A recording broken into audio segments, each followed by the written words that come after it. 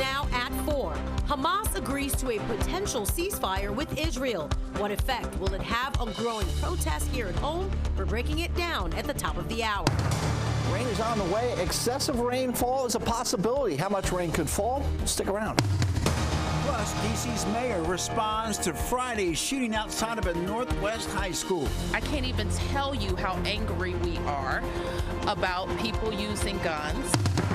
High grocery prices can make it tough to know where to save. We're helping you stretch your dollar on essentials up and down the aisles.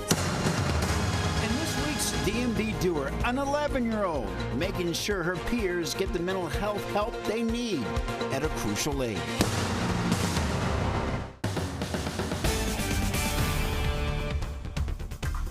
And thanks for joining us on this Monday. For DC News Now at 4, I'm Mark Hall. And I'm Tosin Fakile. Breaking at the top of the hour. Hamas leadership says they've accepted the conditions of a ceasefire proposal led by Egypt and Qatar. Meantime, Israel says examining the proposal but are not sold on the details. Earlier today, Israeli flyers were dropped in the region of Rafah, telling Palestinian refugees they're to evacuate, sparking fears of an invasion. Well, the Associated Press reports President Biden has spoken with Israeli Prime Minister Benjamin Netanyahu and reiterated concerns over further invasion. And just in the last hour, Israel has begun military operations in Rafah. Our national correspondent will have much more on the new details coming up in the next few minutes. But first, the University of Virginia says 25 people were arrested at pro-Palestinian encampment on campus. Take a look at your screen. They were taken to Albemarle County Regional Jail. UVA says they were arrested for trespassing, and they're trying to figure out how many students are among the people arrested. The school says that encampment was set up last week and later grew. Officials say police told the group they had 15 minutes to remove those tents or they would have been rounded up. Meanwhile, in New York, Columbia University is canceling its large university-wide commencement ceremony amid ongoing pro-Palestinian protests, but will instead hold smaller school-based ceremonies this week and next week.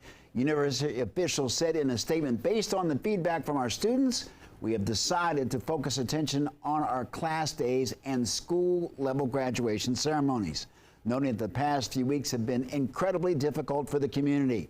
University of Southern California canceled its main graduation ceremony while allowing other commencement activities to continue. And back here at home in the DMV, the pro-Palestinian protest at George Washington University is in its 12th day. And that comes as D.C. Police Chief Pamela Smith has not committed to the university's request to end the protest following university president calling the protest illegal. D.C. News Now's Leonard N. Fleming joins us from the university this afternoon. Leonard, what did Chief Smith have to say? Yes, the students have told me here at their daily press conference that the Hamas proposal has not been accepted by Israel, so it's not something that they are taking very serious now. But Police Chief Pamela Smith, she told me that in the end, this protest hasn't been violent, but if it became unruly, the police would come in.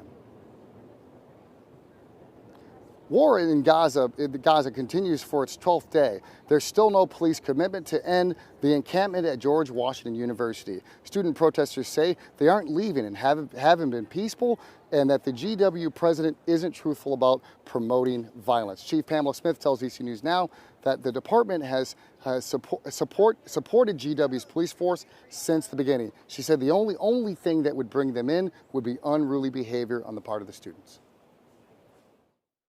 I think Mayor Bowser has also been very intentional about saying it, and I echo her sentiments, is that we will not tolerate any violence in any parts of our city, and especially in areas where we have allowed folks to have the opportunity for free speech, First Amendment activities and demonstrations. Chief Smith did not say whether she's going to attend the House Oversight Committee meeting on Wednesday at 1 p.m. Mayor Bowser has not also said whether she's going as well, but that in the end, they're waiting to see if this situation here turns violent. And if it doesn't, they're not coming in. Reporting from George Washington University, Leonard N. Fleming, DC News Now, back to you. All right, Leonard, thank you for that update. Your time is 4:05, taking a live look outside. It has been a cloudy Monday. It was tough to see the sun. I thought it was fighting a good fight for a couple of hours. I think it lost that battle. It lost the battle today, but there's always another day. Let's head over to meteorologist Scott Sumner, who's in for Damon Matson with a first look at the forecast. And again, Scott, you know, it's been a gray last couple of days in the region. Yeah, the weather, Mother Nature was like up against the ropes here as a boxing analogy and getting punched out. But the sun really didn't get through and didn't punch through those clouds. Instead, we have overcast conditions and we have 74 degrees as the current temperature here in Roslyn. We'll see temperatures in the 70s over the next several hours here in the district and elsewhere as we go throughout the evening hours. And it's not until about close to the midnight time frame when we see those 70s transition here in the district in towards the 60s.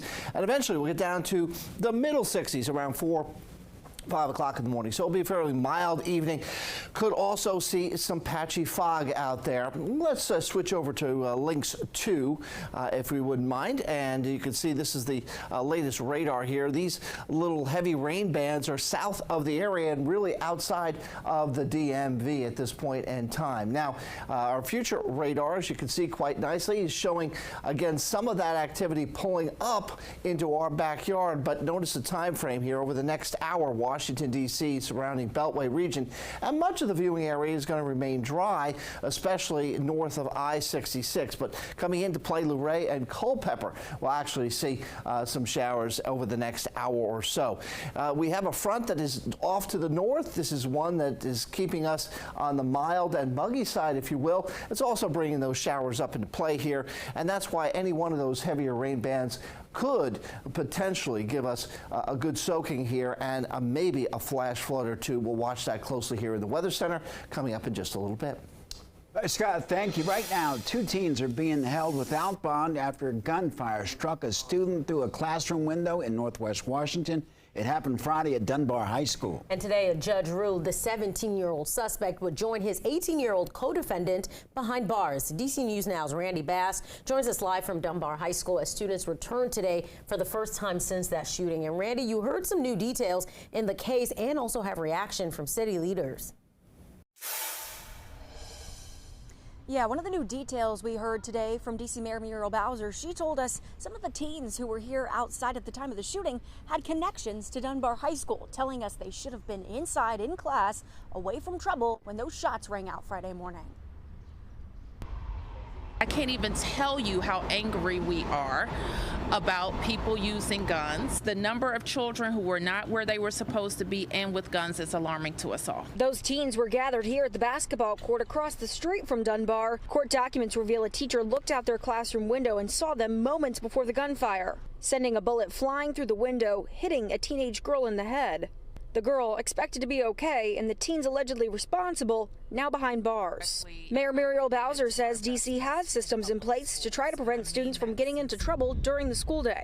If we know that kids aren't where they're supposed to be in class, we have people who can go to those locations and make sure that they're in there. But DC Public Schools data show about 60% of high school students are chronically absent. DCPS Chancellor Louis Farabee says they're taking steps to tackle truancy and trouble issues in the Dunbar community. So even today, we had some collaboration with the Metropolitan Police Department. We're able to pull some students in via the truancy officers, and we're focusing on some areas that we know can be problematic in terms of young people gathering before school. It's a start, but Mayor Bowser says that responsibility doesn't all fall on the school system. Families have a role to play as well.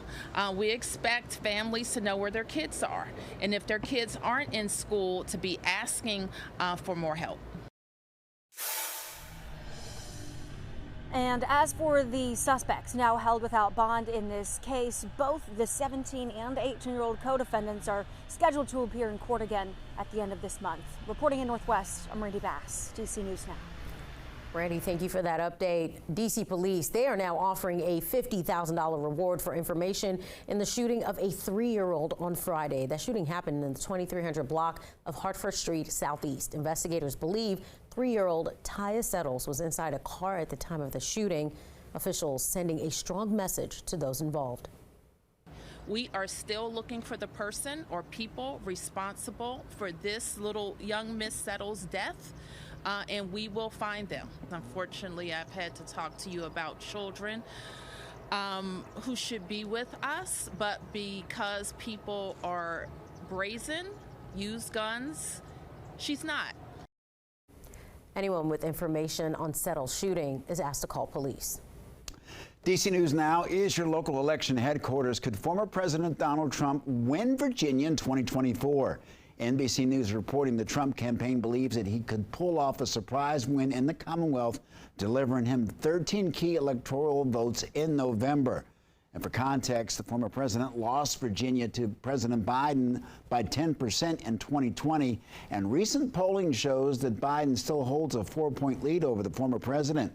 Longtime political analyst Larry Sabato says that while he expects the margin to be thinner than 10 points this time around, President Biden is still the favorite in Virginia. They want to try to make the other side believe they're serious, because even if neither side honestly believes that Virginia would go Republican, the Republicans can fool the Democrats into spending money in Virginia. Well, the last Republican presidential candidate to win Virginia was George W. Bush back in 2004. There's still